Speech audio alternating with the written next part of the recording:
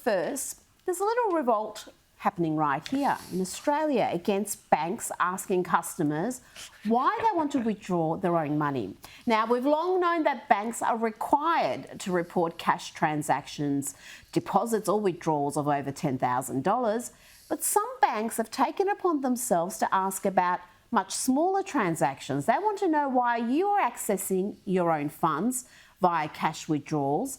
And so comic I don't know how to pronounce John Bernard's name. John Bernard Carew, I'm going to call him. John, please don't do a skit mocking me if I'm wrong. John Bernard decided to tell them a bunch of weird and wonderful things he was going to do with that cold hard cash. What is it for?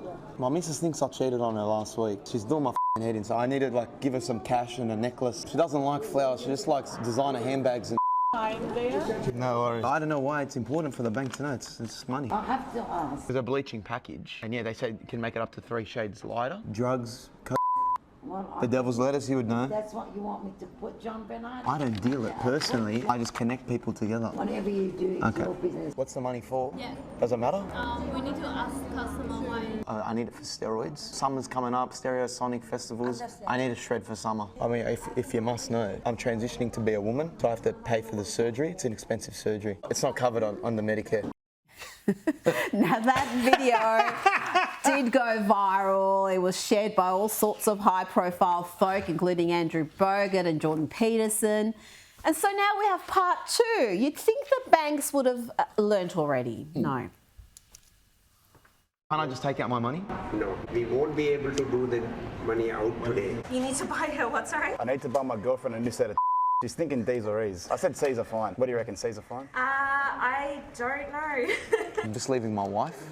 Oh. We're getting a divorce, it's a bit messy. I don't want her to have any of my assets, she's not getting any of my cash. It's for penis enlargement surgery.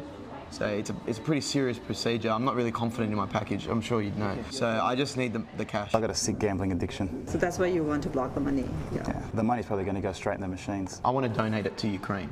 Yeah. So you're actually costing those people money if I don't get the cash. Yeah.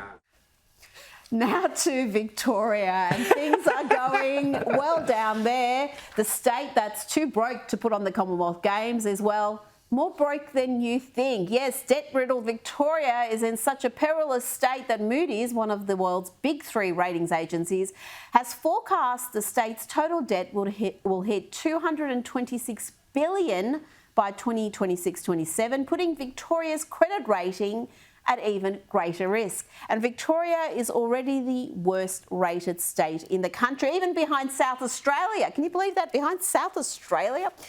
Victoria's total debt estimate is $55 billion higher than the $171 billion net debt figure foreshadowed in the state budget back in May, despite the massive new taxes being imposed on just about every productive sector of the community.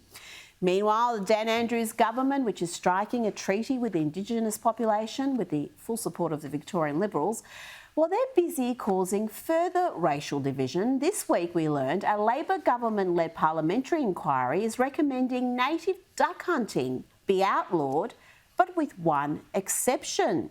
They have recommended what they call traditional owner hunting rights to continue, meaning Indigenous people would be exempt from the bans and would be allowed to shoot and hunt ducks using traditional methods. Of course, I'm not completely certain how traditional shooting ducks with a shotgun is, but I'm sure Bruce Pascoe could enlighten us on that one. And I'll have more to say on this issue on Monday on Credlin. But amidst all this depressing news out of Victoria, you'll be happy to learn that the state opposition down there is working tirelessly to defeat the few remaining Conservatives in their ranks. Oh, you thought I was going to say Dan Andrews. Oh, you are silly. No. They're Dan's best friends, the Victorian Libs. The Quisling Libs are the reason why, despite the significant damage that Dan Andrews' government has inflicted on the state, they would win in a landslide if there was an election today. John Prosciutto and his merry band of nincompoops have not only thrown out Maura Deeming for the heinous crime of believing in biology and women's rights, but they're now exerting pressure on another Conservative woman, Renee Heath, and have thrown out a Conservative power broker, sparking what the Herald Sun calls another civil war within the party. As one frustrated insider told the newspaper, "Oh my God, do these people ever focus on beating the Labor Party?" No, they don't. Why would they want to give long-suffering Victorians a choice at the ballot box? They are far too comfortable being an unelectable rabble.